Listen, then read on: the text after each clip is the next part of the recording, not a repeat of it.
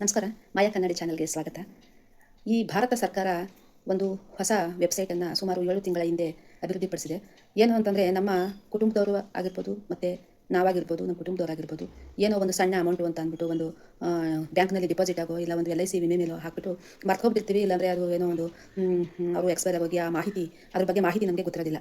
ಅಂಥವುಗಳನ್ನೆಲ್ಲನೇ ಈ ಏನು ಆ ದುಡ್ಡೆಲ್ಲ ಒಂದು ಡೆಡ್ ಸ್ಟೋರೇಜ್ ಆಗಿ ಒಂದು ಕಡೆ ಅದು ಸೇಫ್ ಆಗಿರುತ್ತೆ. ಅದನ್ನೆಲ್ಲ ಅನ್ಕ್ಲೈಮ್ ಅದನ್ನು ನಾವು ಕ್ಲೈಮ್ ಮಾಡ್ಕೊಳ್ಳೋದಕ್ಕೆ ನಾವು ಮರ್ತೋಗ್ಬಿಟ್ಟಿರ್ತೀವಿ. ಇಲ್ಲಾಂದರೆ ನಮ್ಮ ಕೈಲಿ ಸಾಧ್ಯ ಆಗಿರೋದಿಲ್ಲ, ಅದ್ರದ್ದು ಡಾಕ್ಯುಮೆಂಟ್ಸ್ ಏನು ಸಿಕ್ಕಿರೋದಿಲ್ಲ. ಹಾಗಾಗಿ ಅದನ್ನು ನಾವು ಮರ್ತ್ಕೊಂಡೇ ಬಿಟ್ಟಿರ್ತೀವಿ ಆಲ್ಮೋಸ್ಟು. ಈಗ ಭಾರತ ಸರ್ಕಾರ ಸುಮಾರು 7 ತಿಂಗಳ ಹಿಂದೆ ಒಂದು ಪೋರ್ಟಲನ್ನು, ವೆಬ್ಸೈಟನ್ನು ಅಭಿವೃದ್ಧಿಪಡಿಸಿದೆ ಭಾರತ ಸರ್ಕಾರ.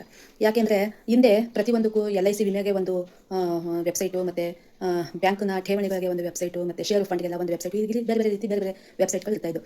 ಈಗ ಇದನ್ನೆಲ್ಲ ಒಂದೇ ವೆಬ್ಸೈಟಲ್ಲಿ ನಾವು ನೋಡಬಹುದು, ಮತ್ತು ನಮ್ಗೆ ಅದನ್ನು ಅದರಲ್ಲಿ ಕ್ಲೈಮ್ ಮಾಡ್ಕೋಬಹುದು. ಹಾಗಾಗಿ ಈ ಭಾರತದ ವಿವಿಧ ಹಣಕಾಸು ಸಂಸ್ಥೆಗಳಲ್ಲಿ ಕ್ಲೈಮ್ ಆಗದೆ ಸರಿಸುಮಾರು 1,00,000 ಕೋಟಿ ರೂಪಾಯಿಗೂ ಹೆಚ್ಚು ಹಣ ಇದೆಯಂತೆ ಅಂತ ಒಂದು ಅಂದಾಜಿನ ಪ್ರಕಾರ ಮಾಹಿತಿ ಇದೆ. ಇದರಲ್ಲಿ ಬ್ಯಾಂಕ್ ಠೇವಣಿಗಳು ಏನೈತೆ ಅದೇ ಸುಮಾರು 78,000 ಕೋಟಿ ಹಣ ಇದೆಯಂತೆ. ನೋಡಿ ಹೇಗಿದೆ ವಿಪರ್ಯಾಸ. ಮತ್ತು ವಿಮೆ ಹಣ ಯಾರೂ ಕ್ಲೈಮ್ ಮಾಡ್ಕೋದೇನೆ ಉಳಿದಿರುವಂತಹ ವಿಮೆ ಹಣ ಸುಮಾರು 14,000 ಕೋಟಿ ಹಣ ಇದೆಯಂತೆ. ಮತ್ತು ಮ್ಯೂಚುವಲ್ ಫಂಡು 3,000 ಕೋಟಿ ಹಣ ಇದೆಯಂತೆ. ಮತ್ತು ಷೇರು ಮಾರುಕಟ್ಟೆ ಮತ್ತು ಫಂಡ್ಗಳಲ್ಲಿ ಡಿವಿಡೆಂಡ್ ಫಂಡು ಅಂತ ಅಂತೀವಲ್ಲ, ಅದ್ರ ಮೇಲೆ ಇನ್ವೆಸ್ಟ್ ಮಾಡಿರುವಂತಹ ಒಂದು 9,000 ಕೋಟಿಗೂ ಹೆಚ್ಚು ಹಣ ಅದು ಕ್ಲೈಮ್ ಆಗದೆ ಉಳ್ಕೊಂಡಿದೆಯಂತೆ. ಹೀಗೆ ಹಕ್ಕು ಪಡೆಯದೆ ಹಣಕಾಸು ಸ್ವತ್ತುಗಳಿಗಾಗಿ ಕೇಂದ್ರ ಸರ್ಕಾರ ಅನ್ಕ್ಲೈಮ್ಡ್ ಅಸೆಟ್ಸ್ ಪೋರ್ಟಲ್ ಅಂತ ಒಂದು ಆರಂಭ ಮಾಡಿಸಿದೆ. ನಿಮ್ಮದಾಗಲಿ ನಿಮ್ಮ ಕುಟುಂಬಸ್ಥರಾದಾಗಲಿ ಯಾವುದೇ ಮರೆತು ಹೋದ ಹಣವಿದ್ದರೆ ಅದನ್ನು ಈ ವೆಬ್ಸೈಟ್ ಮೂಲಕ ಪತ್ತೆ ಹಚ್ಚಿ ಕ್ಲೈಮ್ ಮಾಡಿಕೊಳ್ಬೋದು. ನೋಡಿ ಎಷ್ಟು ಒಂದು ಒಳ್ಳೆ ನಮಗೆ ಉಪಯೋಗವನ್ನು ಮಾಡಿಕೊಟ್ಟಿದ್ದಾರೆ ನಮ್ಮ ಭಾರತ ಸರ್ಕಾರ. ಏನಪ್ಪ ಇದು ಅಂದರೆ, ನೀವು ಇದು ಸಂಪೂರ್ಣವಾಗಿ ನಾನು ಅದನ್ನು ವಿಡಿಯೋ ಕೂಡ ನಾನು ಸ್ಕ್ರೀನ್ ರೆಕಾರ್ಡಲ್ಲಿ ವಿಡಿಯೋ ಕೂಡ ನಾನು ಮಾಡಿ ನಿಮಗೆ ತೋರಿಸ್ತಾ ಇದ್ದೀನಿ. ಅದ್ರ ಮುಖಾಂತರ ನೀವು ತಿಳ್ಕೊಬೋದು ಹೇಗೆ ಮಾಡೋದು ಅಂತ ಅಂದ್ಬಿಟ್ಟು. ಅನ್ಕ್ಲೈಮ್ಡ್ ಅಸೆಟ್ಸ್ ಪೋರ್ಟಲ್ ಅಂತ ನೀವು ಗೂಗಲಲ್ಲಿ ಹೋಗಿ ಸರ್ಚ್ ಮಾಡಿದ್ರೆ ಅಲ್ಲಿ ಒಂದು ವೆಬ್ಸೈಟು ಓಪನ್ ಆಗುತ್ತೆ. ಆ ಓಪನ್ ಆದಾಗ ಅಲ್ಲಿ ನಿಮಗೆ ಇದ್ರದ್ದು ಫಸ್ಟು ಮೊದಲಿಗೆ ನಮ್ಮ ಪ್ರಧಾನಮಂತ್ರಿಗಳಾದ ನರೇಂದ್ರ ಮೋದಿ ಫೋಟೋ ಬರುತ್ತೆ. ಆ ಫೋಟೋ ಕೆಳಗಡೆ ಎಲ್ಲ ಒಂದಾದ್ಮೇಲೆ ಒಂದು ಬರ್ತಾ ಇರುತ್ತೆ. ಅದ್ರ ಮೇಲೆ ನೀವು ಕ್ಲಿಕ್ ಮಾಡಿದ್ರೆ ನಿಮ್ಮನ್ನ ಯಾವ ಸ್ಥಳಕ್ಕೆ ಕರ್ಕೋಬೇಕು ಆ ಸ್ಥಳಕ್ಕೆ ಕರ್ಕೋಗಿ ನಿಮ್ಗೆ ಅದರಲ್ಲಿ ಎಲ್ಲ ತೋರಿಸುತ್ತೆ. ಅಲ್ಲೇನೈತೆ ಅದ್ರ ಪ್ರಕಾರ ನೀವು ಅದನ್ನೆಲ್ಲ ಫಿಲಪ್ ಮಾಡ್ಕೊಂಡು ನೀವು ಅದನ್ನು ಸಲ್ಲಿಸಿದ್ರೆ ಆಯಿತು. ಇದನ್ನು ನಿಮ್ಮ ಫೋನ್ಗಳಲ್ಲಿ ಬೇಕಾದ್ರೂ ನೀವು ಮಾಡ್ಬೋದು, ಇಲ್ಲಾಂದರೆ ಹತ್ತಿರದ ಸೈಬರ್ ಸೆಂಟ್ರಿಗೆ ಹೋಗಿ ನೀವು ಮಾಡ್ಬೋದು. ಈ ರೀತಿ ಒಂದು ಉಪಯೋಗ ಇದೆ ಅಂತಲೇ ಕೆಲವು ಜನರಿಗೆ ಗೊತ್ತಿರೋದಿಲ್ಲ. ಹಾಗಾಗಿ ನಾನು ಈ ವಿಡಿಯೋ ಮಾಡಿದ್ದೀನಿ. ಸಂಪೂರ್ಣವಾಗಿ ವಿಡಿಯೋನ ನೀವು ನೋಡಿ, ಯಾರಿಗಾದ್ರೂ ಇದರಿಂದ ಉಪಯೋಗ ಆಗ್ಬೋದು, ಶೇರ್ ಮಾಡಿ ಮತ್ತು ಲೈಕ್ ಮಾಡಿ. ಮಾಯಾ ಕನ್ನಡಿ ಚಾನಲ್ಗೆ ನಿಮ್ಮ ಬೆಂಬಲ ಇರಲಿ ಅಂತ ಆಶಿಸ್ತಾ ಧನ್ಯವಾದಗಳನ್ನ ತಿಳಿಸ್ತೀನಿ. ಧನ್ಯವಾದಗಳು. ಅನ್ಕ್ಲೈಮ್ಡ್ ಅಸೆಟ್ಸ್ ಪೋರ್ಟಲ್.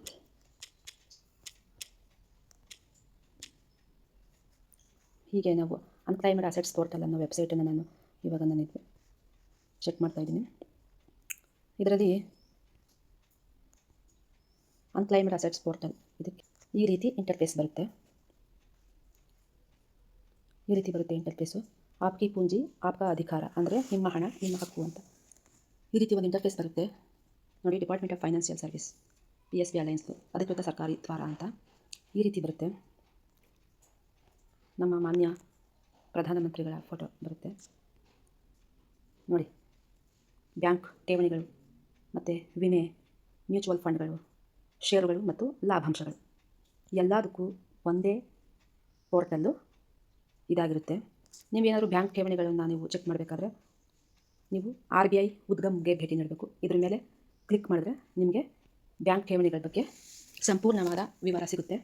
ಹಾಗೆ ವಿಮೆ, LIC ವಿಮೆ, ಅಕಸ್ಮಾತ್ ಟರ್ಮ್ ಇನ್ಶೂರೆನ್ಸ್, ಇನ್ನು ಯಾವ್ಯಾವುದೋ ಬೇರೆ ವಿಮೆಗಳಿವೆ, ಅದ್ರ ಬಗ್ಗೆ ನೀವು ಇನ್ಫಾರ್ಮೇಷನ್ ಬೇಕು ಅಂತಂದರೆ ಈ IRDAI ವಿಮಾ ಭರೋಸಾಗೆ ನೀವು ಭೇಟಿ ನೀಡ್ಬೋದು. ಇದ್ರ ಮೇಲೆ ನೀವು ಟಚ್ ಮಾಡಿದ್ರೆ ಸಾಕು, ನಿಮಗೆ ಎಲ್ಲ ಇನ್ಫಾರ್ಮೇಷನ್ ಸಿಗೋಗುತ್ತೆ. ಹಾಗೆ ಮ್ಯೂಚುವಲ್ ಫಂಡು ಸೆಬಿ ಮಿತ್ರಕ್ಕೆ ಭೇಟಿ ನೀಡಬೇಕು, ಇಲ್ಲಿ ಕೊಟ್ಟಿರ್ತಾರೆ. ಮತ್ತು ಷೇರುಗಳು ಮತ್ತು ಲಾಭಾಂಶಗಳ ಬಗ್ಗೆ ನಾವು ತಿಳ್ಕೋಬೇಕು ಅಂತಂದರೆ IEPFA ಇದಕ್ಕೆ ಭೇಟಿ ನೀಡಬೇಕು ನೀವು. ನಾನು ಉದಾಹರಣೆಗೆ ಹೇಳಬೇಕು ಅಂತಂದರೆ, ಈ ವಿಮೆ ಇದ್ರ ಬಗ್ಗೆ ತಿಳ್ಕೋಬೇಕು ಅಂದರೆ ನೋಡಿ, ಇದ್ರ ಮೇಲೆ ನಾನು ಟಚ್ ಮಾಡಿ ಎಲ್ಲ ಬಂತು. ಇವಾಗ ನೋಡಿ, ನಾನು ನಿಮ್ಗೆ ತೋರಿಸ್ಬೇಕು ಅಂತ ಅಂದ್ಬಿಟ್ಟು ಕನ್ನಡ ಟ್ರಾನ್ಸ್ಲೇಷನ್ ಮಾಡಿದ್ದೀನಿ, ಹಾಗಾಗಿ ಕನ್ನಡದಲ್ಲಿ ಬರ್ತೈತೆ. ವಿಮಾ ಕಂಪನಿಯ ಹಕ್ಕು ಪಡೆಯದ ಪೋರ್ಟಲ್ಗಳಿಗಾಗಿ ಇಲ್ಲಿ ಕ್ಲಿಕ್ ಮಾಡಿ, ಅಥವಾ ಕೆಳಗೆ ಕ್ಲೈಮ್ ಮಾಡದ ಮೊತ್ತದ ಪ್ರಶ್ನೆ ಫಾರ್ಮನ್ನು ಸಲ್ಲಿಸಿ. ನೋಡಿ, ಪಾಲಿಸಿದಾರರ ವಿವರಗಳು, ಪಾಲಿಸಿದಾರರ ಹೆಸರು, ಮೊಬೈಲ್ ಸಂಖ್ಯೆ, ಹುಟ್ಟಿದ ದಿನಾಂಕ, ಪ್ಯಾನ್ ಸಂಖ್ಯೆ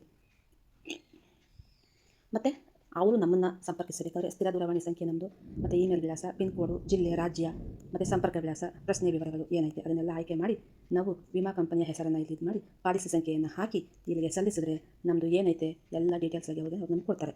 ಅಕಸ್ಮಾತ್ ಅದೇನಾದ್ರು ಸರಿ ಹೋಗಿಲ್ಲ ಅಂದರೆ ಮತ್ತೆ ಮರುಹೊಂದಿಸಿ ಅನ್ನೋ ಒಂದು ಇನ್ನೊಂದು ಕಾಲಮ್ ಐತೆ, ಅದರಲ್ಲಿ ನೀವು ಮರುಹೊಂದಿಸ್ಬೋದು.